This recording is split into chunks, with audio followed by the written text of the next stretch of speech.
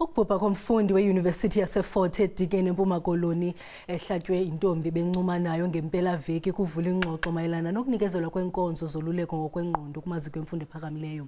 Abafundi bale yunivesithi bathe liziko mfundo lohlulakele ukunikezela ngezinkonzo kubafundi. Abafundi bebethetha ngethuba beyokumamela ityala lomtyholwa uYolanda Nongemane kwinkundla kaMantyi yaseDikeni. Uthetshe enkundleni ityala lakhe lanqunyanyisela umhla we-18 kule nyanga xa ezokumamela isicelo sebheyili. Eyifumene engayifumenanga ibail, izimvo zabafundi ziyabetha-bethana.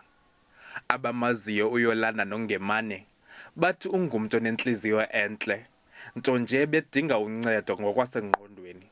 Ewe soqhubekeka simxhase yabo and put her in prayers, simthandazise. Yeah, akukho lula, we understand, and uyazisola kulaa ndawo kuyo. She had psychological problems, and that has been going on for years without receiving proper help. Kusenjalo ibhunga labafundi liyalixhasa ixhoba nosapho lwalo, kwaye limemelela ukuba inkundla ingahleki nehlekisayo kweli tyala.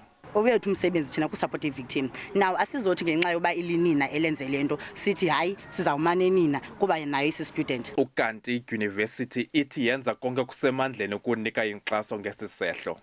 Bonke abafundi nabasebenzi bashiyeke bekumo efuna inkxaso nge-counselling. So siyazama ngako konke senze lonto leyo.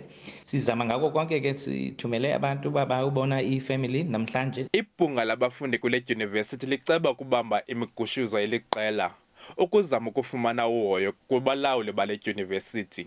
Dingo Abongile Yankisi weendaba ze-SABC, ndiseDikeni.